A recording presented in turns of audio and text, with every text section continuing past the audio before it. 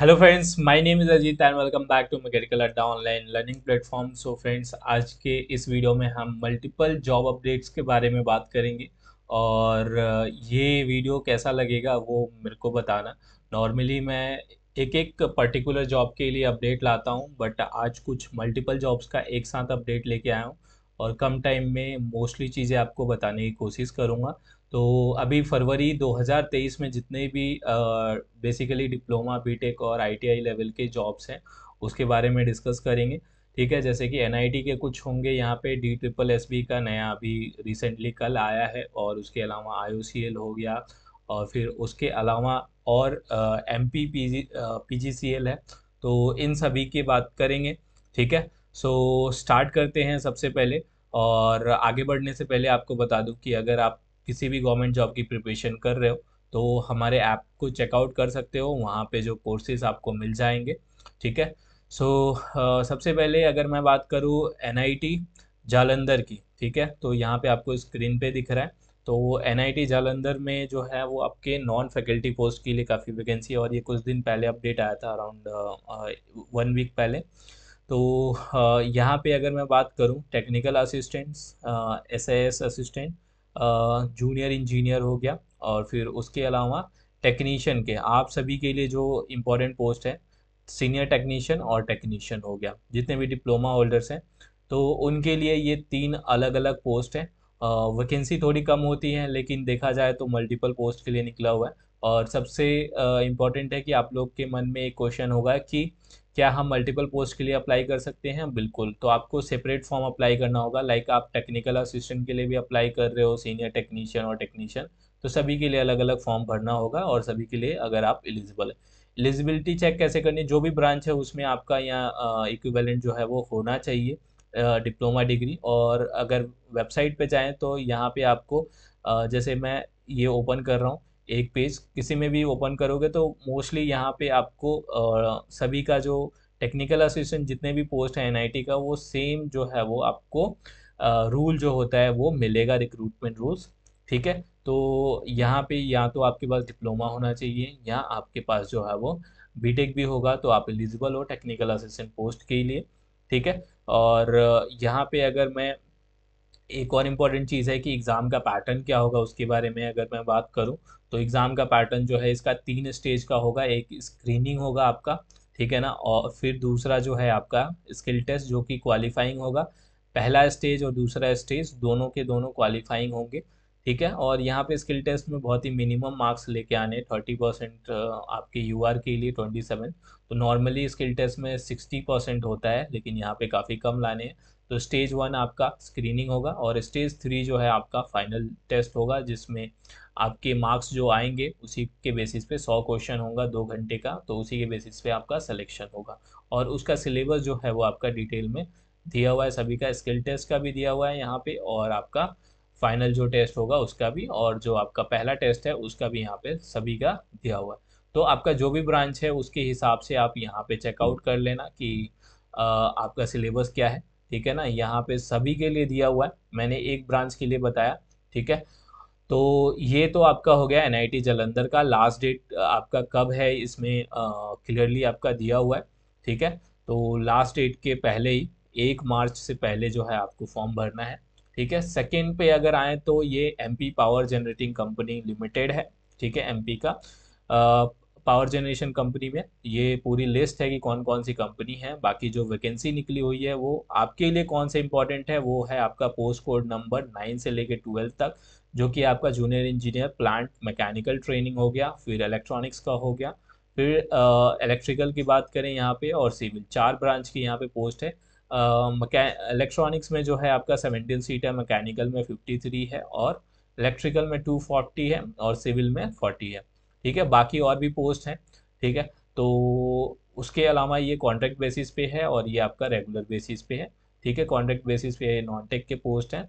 और इसमें जो हम बात करें, जो रूल्स हैं वो आपको पूरा पढ़ने हैं, मैं यहाँ पे डिटेल में ज़्यादा नहीं बताऊँगा, बस आपको ये बता देता हूँ सिलेक्शन प्रोसीजर क्या होगा। तो इसमें सिंपल आपका एक एग्ज़ाम होगा, 100 मार्क्स का होगा, 25 जो है वो उसमें नॉन टेक होगा। ठीक है, जनरल अवेयरनेस एंड एप्टीट्यूड, और 25 आपका नॉन टेक होगा, 75 आपका पूरा टेक्निकल होगा। और इसी के बेसिस पे आपका सिलेक्शन होगा। बाकी जो डिटेल्स हैं, जैसे कि इसका एग्ज़ाम सिटी कहाँ होता है, एग्ज़ाम सिटी आपका मध्य प्रदेश के अंदर ही होगा, क्योंकि ये स्टेट गवर्नमेंट का जॉब है। ठीक है। तो उसके अलावा जो फ़ी है वो आपका 1200 है यूआर कैटेगरी के लिए, और आपका जो उसके अलावा जो कैटेगरीज हैं उनके लिए 600 है। ठीक है। तो ये चीज़ें होंगी, और डेट जो है, लास्ट डेट कब है इसका, 16/3। तो इसके जो भी पीडीएफ होंगे, ठीक है ना, जो भी पीडीएफ होंगे मैं आपको जो है वो अपलोड कर दूंगा, लिंक दे दूंगा डिस्क्रिप्शन में डाउनलोड करने का, वो उसमें आप डिटेल में पढ़ लेना। ठीक है। क्योंकि थोड़ा सा इस वीडियो को मैं शॉर्ट रखूंगा, ज़्यादा डिटेल में डिस्कशन नहीं करूंगा। हाँ, आपको कोई भी डाउट होगा किसी भी जितने भी रिक्रूटमेंट के बारे में आज बात करें, तो उसमें उससे रिलेटेड जो भी आपको डाउट होगा वो आप मुझे कमेंट में ज़रूर बताना। ठीक है। इसमें एक इम्पॉर्टेंट आपको रूल बुक से चीज़ें बता देता हूँ कि क्वालिफिकेशन बहुत सारे बच्चे पूछेंगे। तो क्वालिफिकेशन जो है यहाँ पे दिया हुआ है पेज नंबर 11 पे। तो इसमें मैं पोस्ट कोड 9 पे आ जाता हूँ। मैकेनिकल के लिए जो क्वालिफिकेशन है वो क्या है, डिप्लोमा दिया हुआ है। और ये भी दिया हुआ है कि हायर क्वालिफिकेशन जिनके पास है वो भी एलिजिबल है, चाहे वो एमआई से हो या नॉर्मल जो रेगुलर बीटेक होता है वो भी एलिजिबल है। परसेंटेज कितना होना चाहिए वो आपका दिया हुआ है, 65% मिनिमम यूआर कैटेगरी के लिए होना चाहिए। ठीक है। तो उसके अलावा जैसे है इलेक्ट्रिकल सिविल इन सभी का भी सेम रूल है। ठीक है। एज जो है आपका पोस्ट कोड 9 से 12 के बीच में, मिनिमम आपका 18 है, मैक्सिमम जो है आपका यहाँ पे दिया हुआ है, मैक्सिमम तो काफ़ी ज़्यादा है, तो उसके लिए आपको कोई प्रॉब्लम नहीं है, अप्लाई कर सकते हो। सो उसके अलावा जो भी आप पीडीएफ से पढ़ लेना। अगले रिक्रूटमेंट पे जाते हैं, तो ये रिक्रूटमेंट जो है ये फ्रेशर के लिए थोड़ा सा बैड न्यूज़ है। इसमें जो DSSB का है दिल्ली का, ठीक है, तो ये आईटीआई के इंस्ट्रक्टर के और जेई के दो टाइप के पोस्ट हैं, उन पे आया हुआ है।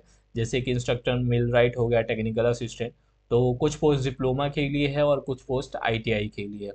ठीक है। तो मोस्टली सभी में, आई थिंक इसमें कह सकते हैं मोस्टली नहीं, ऑलमोस्ट सभी सभी पोस्टों का जो है आपका यहाँ पे जो टोटल वैकेंसी है 258 है, और उसमें आपका एक्सपीरियंस मांगा हुआ है मिनिमम 2 इयर्स का। ठीक है। जैसे कि हम बात करें इंस्ट्रक्टर मिल राइट का, 3 ईयर डिप्लोमा मांगा हुआ है और साथ में 2 ईयर टीचिंग एक्सपीरियंस होना चाहिए या वर्किंग।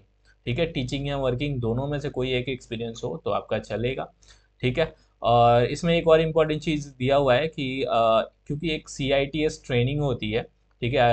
नॉर्मली यहाँ पे मांगा नहीं है, मैंडेटरी नहीं किया गया है, CITS ट्रेनिंग होना चाहिए आपके पास। तो जो डिप्लोमा स्टूडेंट हैं जो अप्लाई कर रहे हैं, ठीक है ना, तो उनको जो है वो फर्स्ट ईयर का जो CITS ट्रेनिंग का जो पेपर होता है, वो डायरेक्ट अगर वो पास कर जाते हैं तो सेकेंड ईयर के ट्रेनिंग के अंदर जाना होगा उनको। बस सेकेंड सेमेस्टर की, सॉरी, सेकेंड सेमेस्टर की 1 साल की होती है, 2 सेमेस्टर का ये ट्रेनिंग, तो वो चीज़ें करना ज़रूरी होता है। तो वही चीज़ें यहाँ पे दिया हुआ है। ठीक है। तो ये हो गया दूसरा post, technical assistant junior engineer का, ये मैकेनिकल का है। और यहाँ पे जो टोटल पोस्ट है 2 है, और यहाँ पे आपका टोटल पोस्ट जो था वो कितने हैं, वो 7 है। ठीक है। यहाँ भी आपका 2 ईयर का टीचिंग या आपके वर्किंग एक्सपीरियंस चाहिए। ठीक है। और उसके अलावा जो है वो मेंटेनेंस मैकेनिक्स है, ये भी डिप्लोमा मैकेनिकल के लिए है। ठीक है। यहाँ पे भी सेम रूल है। और उसके बाद बात करें तो आईटीआई के बहुत सारे पोस्ट हैं, तो उसके अलावा जो पोस्ट हैं वो आप देख सकते हो। ठीक है। तो ये आप डिटेल में नोटिफिकेशन पढ़ लेना, और कोई डाउट होगा तो मुझे कमेंट में ज़रूर बताना। ठीक है। इसका जो लास्ट डेट है वो आपका 7 अप्रैल है।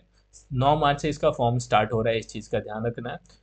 फिर उसके बाद आते हैं, ये भी एक्सपीरियंस पर्सन के लिए, बट यहाँ पे एक गुड न्यूज़ है कि अगर आपके पास मिनिमम 1 ईयर का एक्सपीरियंस मांगा गया है OCL में, और अगर आपने अप्रेंटिस किया हुआ है तो वो एक्सपीरियंस में काउंट होता है। तो जो भी बच्चे 1 साल का अप्रेंटिस किए हैं या 1 साल, मिनिमम 1 साल का एक्सपीरियंस है, तो बहुत सारे पोस्ट निकले हुए हैं ICL में, तो वो ज़रूर अप्लाई करें। ठीक है। पहला जो है आपका जूनियर इंजीनियर असिस्टेंट प्रोडक्शन का है, उसके बाद जो है जूनियर इंजीनियर असिस्टेंट है।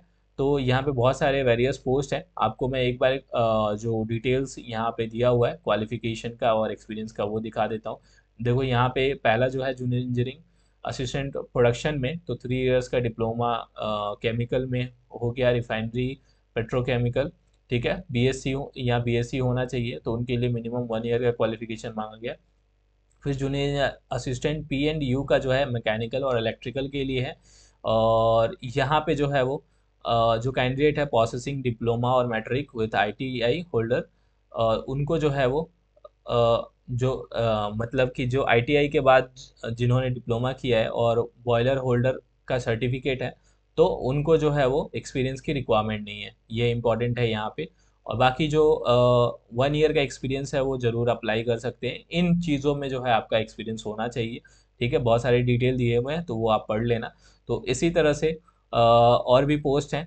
ठीक है, जो इम्पोर्टेंट था वो आपको बता दिया। तीसरा जो है mechanical and junior technical assistant है, यहाँ पे भी आपका 1 ईयर पोस्ट क्वालिफिकेशन होना चाहिए और मैकेनिकल के स्टूडेंट के लिए।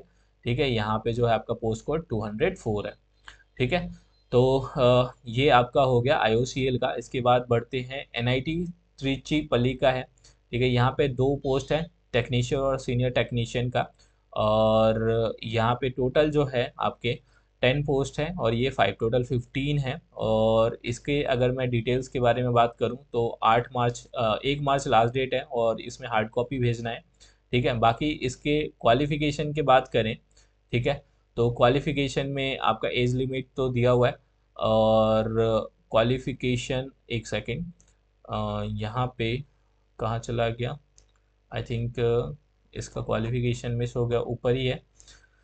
ठीक है, तो यहाँ पे जो है वो इसका ऊपर ही था, मिस हो गया क्वालिफिकेशन जो है।